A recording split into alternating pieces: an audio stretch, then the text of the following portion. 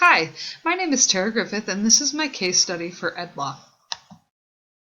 So first off, we're going to discuss the who, what, when, where, why of this case. So first off, to set the scene, we're talking about a school, St. Regis, which is a small town located 25 miles from a bigger city. It only has one elementary school, K through 8. There are 2 teachers per grade level and 2 special education teachers. There's no high school in St. Regis. They actually bus the students to that bigger city 25 miles away. St. Regis supplements its small amount of state money that it gets with 2 fundraisers per year. Their last fundraiser, they purchased some software programs for students to use in the library. To help stretch the money, the media specialist, Mrs. Lynn, made some unauthorized copies of the software and is sharing them with teachers. A teacher, she is new this year, Mrs. Brandon, she does not feel comfortable about accepting the copies from Mrs. Lynn. Mrs. Brandon talks to Mr. Sample, the principal, about the violation of copyright. When Mr. Sample talks to Mrs. Lynn about the violation of copyright, she doesn't think it's any big deal because they're such a small school and she's trying to save the district money. So, are legal and ethical issues? Is there anything here? Have we broken any laws? Or is she just really saving the district money? So first off, yes, Mrs. Lynn has violated copyright by making those unauthorized copies. When she made those copies, she was breaching copyright, thus taking money out of the software company's pocket.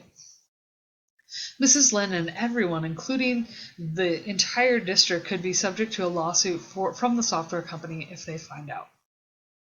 So just to kind of recap what we have teachers who work really hard to raise some money. They bought some software this past year. The media specialist is trying to kind of stretch the dollar a little bit further by making some unauthorized copies. She doesn't understand what she's doing is wrong, and if she does, she doesn't really care because they're a really small district. So, our people that we have involved. First off, we have Mrs. Lynn, the media specialist. She's kind of the main character in this. She's making those copies of the purchased software. She does not see anything wrong with this practice. We have Mr. Sample, the principal. He's kind of still new. He's trying to find his way. He's trying to keep everybody happy, both stakeholders and teachers. We have Mrs. Brandon, who is new at the school. This is her first year there, 4th year overall, but she's not comfortable with accepting the other copies. We have some other teachers that have already accepted copies, and of course the district is involved. And one other player, we have a PTA member who was present when Mrs. Lynn was making those copies. The place, just to quickly review, we have St. Regis as a small elementary school, 25 miles away from a larger city. This school would be considered rural. There's only 2 teachers per grade and 2 special education teachers. We only have 1 media specialist. All right, so the program we have, this issue obviously overlaps a couple of grade levels. First, second, and third is what we know about those copies. We have the copies being made in the library and then distributed to multiple teachers, so they're kind of all over the school. And then we have a public elementary school. So prioritizing our information here, kind of bringing it all together, this situation could cost the district a lot of money. The district stakeholders are at risk of a lawsuit based on violation of copyright by copying unauthorized copies of software. The whole district needs some education, and we need to also make sure we have some policies that keep us out of this mess in the future. As a school leader, I need to make sure I know where all those illegal copies are so we can destroy them and go from there. So, some possible options for this situation. So how can I solve this situation, solve this problem? So first off, number 1, I could do nothing. I could just let it go and let it ride and hope that we don't get caught.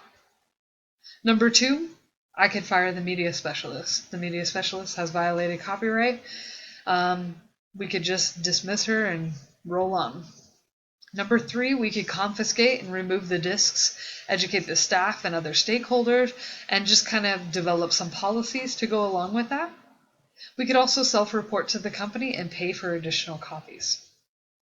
So just to quickly go through some pros and cons here, thinking about each option, We'll hit like a pro and con of each of them and maybe go from there. So the first option of doing nothing.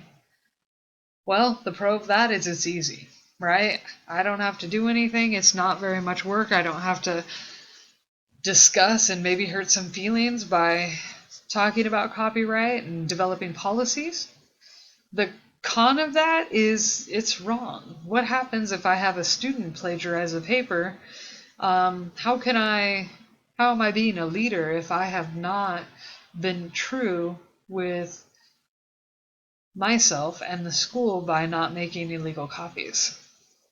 The second option, the firing of the media specialist, the pro of that, well, I guess it gets rid of the problem. The con of that is, well, it's not really solving the problem because maybe she didn't know, or maybe she didn't just realize it was as big an issue as it was. Our third option, to confiscate and educate, well, first off, some pros of that.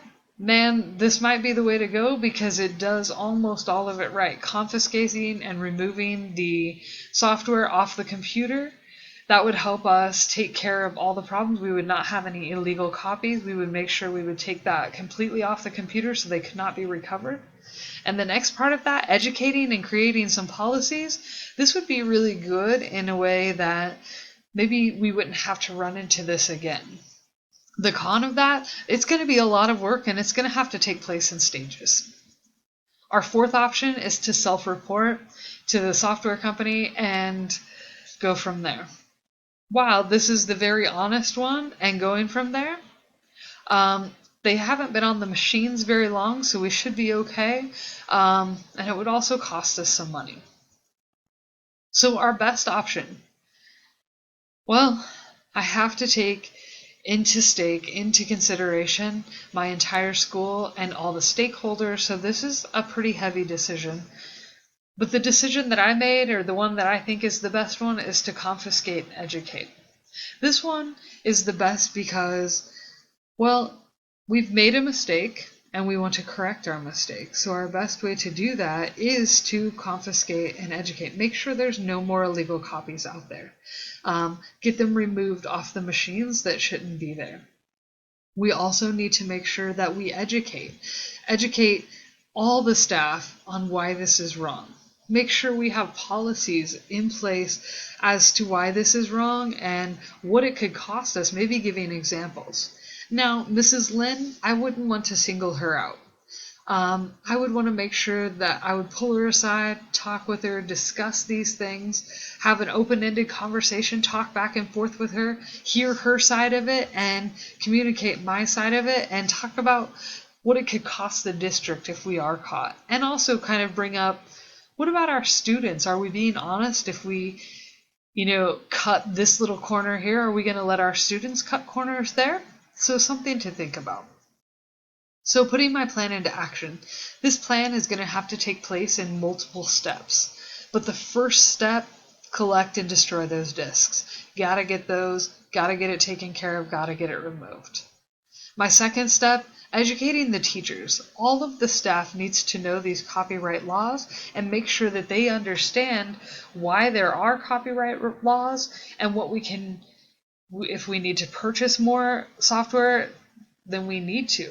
All right, that's just what we need to do, but we need to educate the teachers, make sure they understand copyright and all the proper policies that involve those copyrights. We also need to educate the stakeholders because we don't want them saying, well, why don't you just do this? We would need to educate them, and that's where it comes in our policy. Make sure we have this in our policy about copyright. Now, plan B.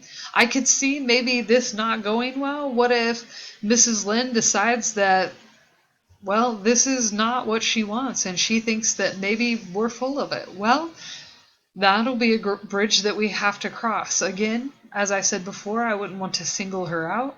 That's not something I would want to do, but we would definitely want to educate and bring this up in future professional development and make sure everybody's on the same page and just keep it fresh in their minds, not keep pounding it into them, but just remind them from time to time that we have this copyright. And plan B, well,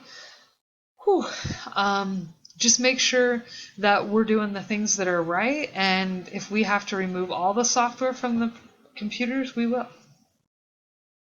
So relating this to the NELP standard, so as a leader of my school, it's important that I lead by example and continue to educate and support my staff to the best of my ability. So first off, I need to communicate the laws and the rights. What laws do we have? What rights do we have when we purchase software or computers or workbooks? I need to evaluate the situation. I need to make sure I'm reflective and not just a knee-jerk reaction, like firing Mrs. Lynn. All right, so how is this law applied? What can we do to make sure that we're following this rule? And then I need to be better at communicating the policies. If I had been better at communicating the policies before we started this, maybe we wouldn't be in this situation and we wouldn't have this issue amongst us. Then I need to monitor that we are following those rules. I need to make sure that we're staying where we're supposed to be doing. We're following copyright. And that's just to make sure and having the pulse of the school, listening to my teachers, listening to my staff, making sure that we're all on the same page. And last but not least, I need to implement education into both the school and the students as well as other stakeholders. I think it's very important that we educate the whole district, not just teachers, not just students, but the whole district. And that's where those policies come in. Thank you.